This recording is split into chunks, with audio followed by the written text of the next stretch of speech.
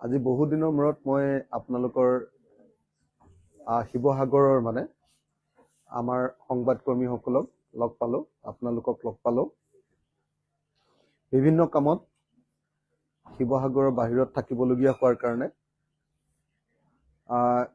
আজি কেইবাদিন ধৰি আপোনালোকৰ লগত সন্মুখীন হ'ব পৰা নাই। আজি শিৱসাগৰৰ সংবাদকৰ্মীসকলৰ জৰিয়তে অসমবাসী ৰাইজৰ সন্মুখত আৰু বিশেষভাৱে আমাৰ বিৰোধী আটাইবিলাক দলৰ প্ৰতি আমাৰ ৰাইজৰ দলৰ এটি বিনম্ৰ আবেদন আছে।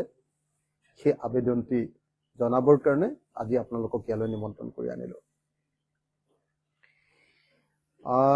দিল্লীৰ যিটো বিধানসভা নিৰ্বাচন পাৰ হৈ গ'ল, সেইটোৱে দিয়া একেবাৰে সহজ যিটো সত্য প্ৰকাশ কৰি থৈ গ'ল, সেইটো হ'ল যে বিৰোধী যদি একলগ নহয় তেতিয়াহ'লে বিৰোধীৰ পৰাজয় অৱশ্যম্ভাৱী। এই সাধাৰণ সত্যটো আমি বুজি নুঠাটোৱে হৈছে এই সময়ৰ ভাৰতীয় গণতন্ত্ৰৰ এটা অত্যন্ত ডাঙৰ সংকট। মই ৰিপিট কৰিছো, মই দোহাৰিছো যে দিল্লী নিৰ্বাচন, হাৰিয়ানা নিৰ্বাচন, প্ৰত্যেকটো নিৰ্বাচনে আমাক বাৰম্বাৰ কৈ আছে, এটা সাধাৰণ সত্য আমাক বাৰম্বাৰ কৈ আছে যে বিৰোধী দলসমূহ যদি ঐক্যবদ্ধ হয় তেতিয়াহ'লে শাসক দলক পৰাভূত কৰিব পাৰে, আৰু বিৰোধী দলবিলাক যদি ভাগ ভাগ হয় তেতিয়াহ'লে কেতিয়াও শাসক দলক পৰাভূত কৰাটো সম্ভৱপৰ নহয়। কিন্তু এই সাধাৰণ সত্যটো আমি যেন প্ৰত্যেকটো বিৰোধী দলে যেন এই সাধাৰণ সত্যটোক উপলব্ধি কৰিব পৰা নাই। সেইকাৰণে বিভিন্ন ধৰণৰ অজুহাত যেন আমি উলিয়াই থাকো।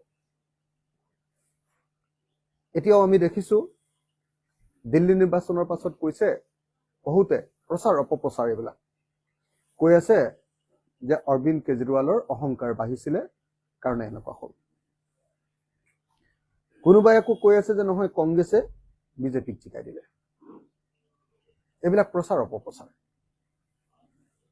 আচল সত্যটো হ'ল আমি যিবিলাক কথা কৈ আছো সেইবিলাক প্ৰকৃত অৰ্থত এতিয়ালৈকে উপলব্ধি কৰিব পৰা নাই। এতিয়ালৈকে আমি উপলব্ধি কৰিব পৰা নাই। আমি কৈ আছো যে বিজেপি আমাৰ ভাৰতৰ আটাইতকৈ ডাঙৰ শত্ৰু, ভাৰতৰ জনতাৰ। আমি কৈ আছো যে বিজেপি থাকিলে ভাৰতৰ সংবিধান নাথাকে। আমি কৈ আছো যে বিজেপিয়ে ভাৰতীয় জাতিটোক সম্পূৰ্ণৰূপে থানবান কৰি পেলালে, ছচিয়েল ফেব্ৰিকটো ভাঙি পেলালে।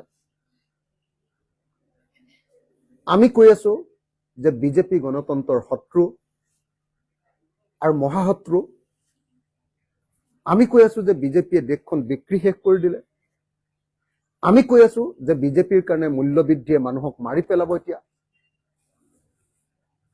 কিন্তু এইবিলাক কথা আমি মুখেৰেহে কৈছো, আন্তৰিকভাৱে এতিয়ালৈকে বিৰোধী দলবিলাকে উপলব্ধি কৰিব পৰা নাই। এতিয়াও আমাৰ মাজত অহংকাৰ আছে। এতিয়াও আমাৰ মাজত কি কৰিছো, এটা বস্তু চাইছো যে বিজেপিক হৰুৱাতকৈ নিজৰ দলৰ সংগঠন বৃদ্ধি কৰা কথাটোতহে আমি লাগি আছো। সেইকাৰণে 2026ৰ নিৰ্বাচনটো, অসমৰ 2026ৰ নিৰ্বাচনটো হ'ল যে বিজেপিক পৰাভূত কৰি নে আমাৰ নিজৰ দলৰ সংগঠন বৃদ্ধি কৰি, এইটোৱে হ'ল নিৰ্বাচন, 2026ৰ নিৰ্বাচনটো। এতিয়া যদি কংগ্ৰেছে বেলেগকে খেলে, কংগ্ৰেছৰ হয়তো 126টা সমষ্টিতে তেওঁলোকৰ প্ৰাৰ্থী ওলাব। ৰাইজৰ দলে যদি বেলেগকে খেলে তেতিয়াহ'লে ৰাইজৰ দলৰো হয়তো অসমৰ সকলো সমষ্টিতে কেণ্ডিডেট ওলাব, সংগঠন বাঢ়িব। কিন্তু আমাৰ সংগঠনবিলাক বাঢ়িব, কিন্তু কোনো পধ্যে দেশৰ জনতা নাবাচে, দেশৰ গণতন্ত্ৰ নাবাচে, দেশৰ সংবিধান নাবাচে। সেইকাৰণে একেবাৰে সহজ সত্যটো হ'ল দিল্লী নিৰ্বাচনৰ পাছত, হাৰিয়ানা নিৰ্বাচনৰ পাছত আমি সকলোৱে একলগ হ'ব লাগিব। আমি সকলোৱে ঐক্যবদ্ধ হ'ব লাগিব।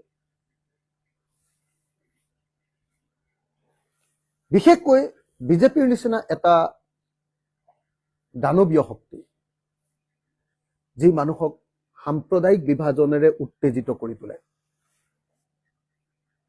বিজেপিৰ নিচিনা এটা দানৱীয় শক্তি, যি গণতন্ত্ৰ ধ্বংস কৰি দেশত স্বৈৰতন্ত্ৰ বা ফেচিবাদ আনে। সেই দানৱীয় শক্তিক যদি সঁচাকে নিৰ্মূল কৰা নাযায়, এই সময়খিনিত যদি অকল নিজৰ সংগঠন বৃদ্ধিৰ কথা আমি যদি চিন্তা কৰি থাকো, যিটো যোৱাবাৰৰ উপনিৰ্বাচনত 2024-2025 উপনিৰ্বাচনত কংগ্ৰেছে যিটো ভুল কৰিলে, 5টা বিধানসভা সমষ্টিতে অসমৰ নিৰ্বাচনত অৱতীৰ্ণ হৈ নিজৰ সংগঠন ৰক্ষা কৰিবৰ কাৰণে, তেতিয়াহ'লে আমি গণতন্ত্ৰ ৰক্ষা কৰিব নোৱাৰো। গতিকে গণতন্ত্ৰ ৰক্ষা কৰিম নে নিজৰ সংগঠন বৃদ্ধি কৰিম, নিজৰ দলীয় স্বাৰ্থ উৰ্ধত নে দেশৰ স্বাৰ্থ উৰ্ধত, 2026 চনৰ নিৰ্বাচনটো হ'ব এই প্ৰশ্ন। হিমন্ত বিশ্ব শৰ্মাৰ নিচিনা মানুহজনক, স্বৈৰতান্ত্ৰিক মানুহ এজনক, ফেচিবাদী আৰু সাম্প্ৰদায়িক মানুহ এজনক আমি যদি প্ৰতিৰোধ কৰিবৰ কাৰণে, বিজেপিৰ নিচিনা এটা দানৱীয় শক্তিক যদি প্ৰতিৰোধ কৰিবৰ কাৰণে একলগ হ'ব নোৱাৰো, তেতিয়াহ'লে পৃথিৱীত আমি কেতিয়াও গণতন্ত্ৰৰ কথা কৈ থাকি লাভ নাই। সেইকাৰণে আমি ৰাইজৰ দলে আহ্বান জনাইছো, অনুৰোধ জনাইছো যে আমাৰ বিৰোধী দলবিলাকৰ সভা আকৌ আৰম্ভ হ'ব লাগে। এইবাৰ টিভিত দেখুৱাই সভাবিলাক নালাগে। আমি অনুৰোধ কৰিছো দেই, এইটো চিষ্টেমটো ডেফিনেটলি অল পাৰ্টি ঠিক কৰিব। আমি ঘৰুৱা ধৰণে কাৰোবাৰ পাৰ্টি অফিচত, নহ'লে বা কাৰোবাৰ ঘৰত, কোনোবা দিন ভূপেন বৰাৰ ঘৰত, কোনোবা দিন অখিল গগৈৰ ঘৰত, কোনোবা এদিন লুৰিণজ্যোতিৰ ঘৰত, কোনোবা এদিন অজিত ভূঞা ডাঙৰীয়াৰ ঘৰত, কোনোবা এদিন সুপ্ৰকাশ তালুকদাৰৰ ঘৰত, কোনোবা এদিন আমাৰ ডিফুৰ জেআৰ কাঠাৰৰ ঘৰত আমি বহিব লাগে। মই এইটো ৰাইজৰ দলৰ সভাপতি হিচাপে এই আনুষ্ঠানিক অথবা অনানুষ্ঠানিক বৈঠক আৰম্ভ কৰিবৰ কাৰণে সকলো দলৰ প্ৰতি আহ্বান জনাইছো। নম্বৰ 1। নম্বৰ 2, আমি এতিয়া পৃথকে পৃথকে প্ৰচাৰ কৰাৰ পৰিৱৰ্তে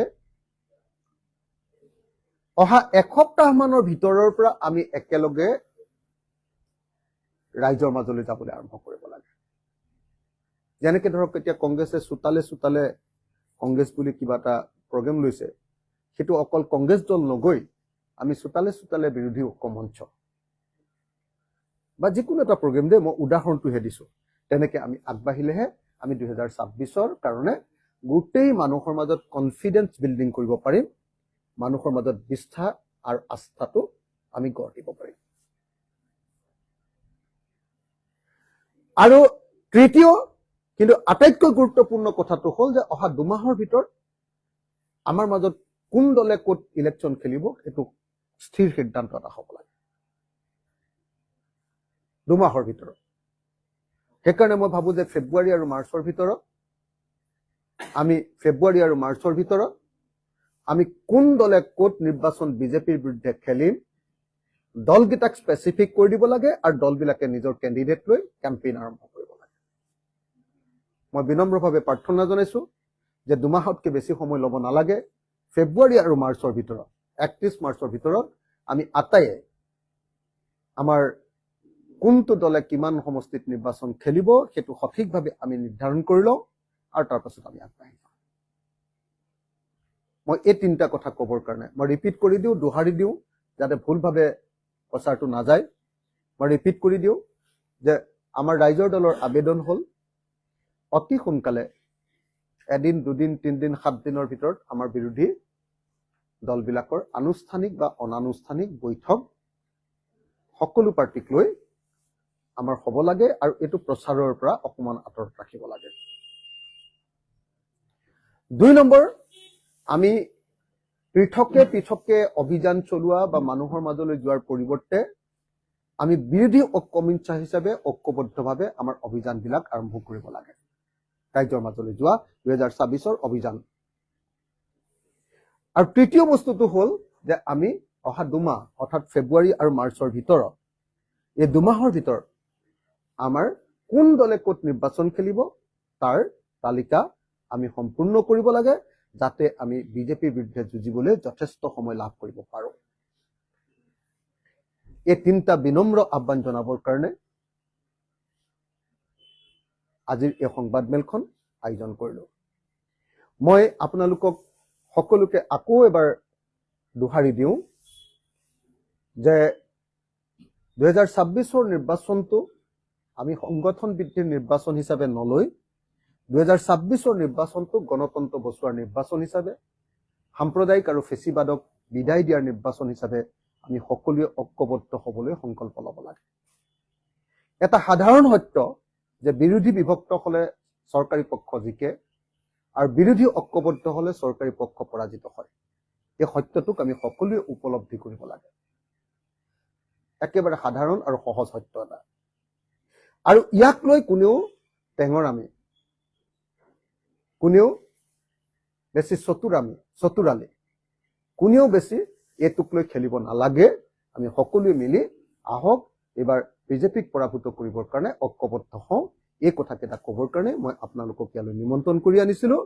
আৰু মই আশা কৰোঁ যে সকলো দলে মোৰ এই যিকেইটা আহ্বান এই আহ্বানটো কোনো পধ্যে যাতে বেলেগ ধৰণে নলয় একদম মুকলি মনলৈ দলৰ সকলোৰে লগত কথা পাতি দলৰ তৃণমূল পৰ্যায়ৰ আমাৰ কৰ্মীবিলাকৰ দাবী অনুসৰি আমাৰ দলৰ সকলোৰে সহমতৰ ভিত্তিত এই সংবাদমেল আয়োজন কৰিছোঁ আৰু এই সংবাদমেলৰ জৰিয়তে আজিৰ দিনটোৰ পৰাই আমি একলগ হ'বৰ কাৰণে কথাবিলাক আৰম্ভ কৰিব লাগে বুলি আহ্বান জনাইছোঁ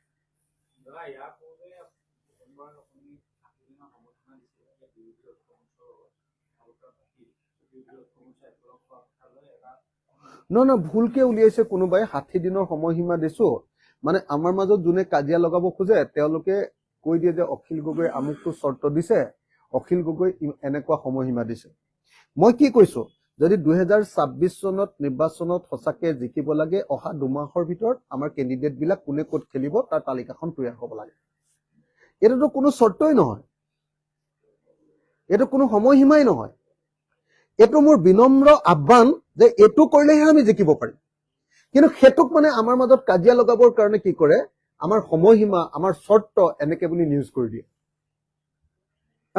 এটো একদম যোনে এটো নিউজ কৰে নহয় সময়সীমা চৰ্ত যেটো দিয়াই নাই মই হেতু বুলি নিউজ কৰি দিয়ে তাৰ অৰ্থটো হ'ল যে আমাৰ মাজত কাজিয়া লগাবলৈ কৈছে চৰকাৰী পক্ষৰ হৈ আমাৰ লগত কাজিয়া লগাব খুজিছে আৰু কিবা আছে যদি ভূপেন বৰাই আপোনাক প্ৰতিবাৰে যিসময় তেওঁলোক দলটো সংকটত পৰে তেতিয়া আপোনাৰ ওচৰলৈ আপোনাৰ লগত একেলগে যেতিয়া তেওঁলোকে আপুনি নিৰ্বাচনী প্ৰদৰ্শন পাৰ হয় আপোনাক কিন্তু তেওঁ লঠিয়াই দিয়ে এইবাৰো দেখিবলৈ পাইছো আজি কেইটামান ক'বলৈকে তেওঁ যিটো অহংকাৰ সেই অহংকাৰ মত হৈ আপোনাকে বিভিন্ন ধৰণৰ আচলতে কটু কথা শুনাইছিল এতিয়া দিল্লীৰ যি নিৰ্বাচন সেই নিৰ্বাচনৰ পিছত তেওঁ যিটো শোচনীয় পৰাজয় তাৰপিছত আকৌ তেওঁৰ যিটো সলনি হৈছে যদি এই ক্ষেত্ৰত ভূপেন বৰাৰ বা কংগ্ৰেছ দলটোৰ পৰা কিবা আশা কৰিব পাৰে নে বিৰোধী মানে এটা কথা আপোনালোকে খাটাং থাকক যদি কংগ্ৰেছেও খেলে ৰাইজৰ দলেও গোটেই সমষ্টিত খেলে তেতিয়াহ'লে বিজেপি জিকাটো অসমত খাটাং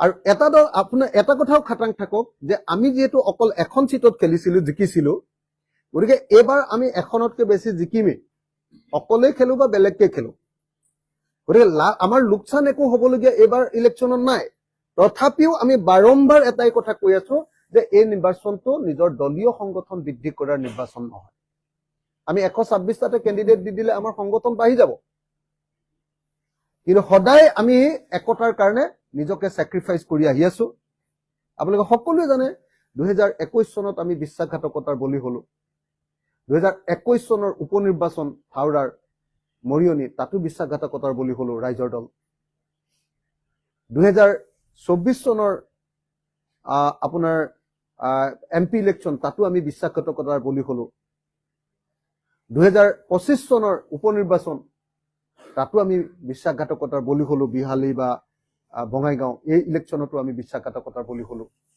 তাৰ পাছতো আমি বাৰম্বাৰ কৈ আছো যে নাই আমি একলগ হবই লাগিব এইটোক যদি কোনোবাই দুৰ্বলতা বুলি ভাবিছে আমি একলগ হবলৈ কোৱা কথাটো যদি কোনোবাই দুৰ্বলতা বুলি ভাবিছে তেতিয়াহ'লে তেওঁৰ গাত আচলতে বিজেপিৰ বীজাণুটো সোমাই আছে বিজেপিৰ বীজাণু সাম্প্ৰদায়িকতাৰ বীজাণু বিজেপিক জিকোৱাৰ তেওঁৰ মনৰ ভিতৰত অকণমান মানে হেৰিটো লুকাই আছে তাৰমানে সেইকাৰণে মই আহ্বান জনাব খুজিছো মই কাৰো বিৰুদ্ধে এটাও বাক্য ক'ব খোজা নাই এবাৰ আমি একলগ হবই লাগিব নহলে আকৌ বিজেপি আহিব গতিকে বিজেপিক পৰাভূত কৰিবৰ কাৰণে একলগ হোৱাটোৱে হ'ল একেবাৰে সহজ আৰু সত্য কথা এইটো নহলে আমি মৰি গলো দেশ মৰি যাব জাতি মৰি যাব জনগণ মৰি যাব মূল্য বৃদ্ধিৰ কাৰণে মানুহৰ থাকিব নোৱাৰিব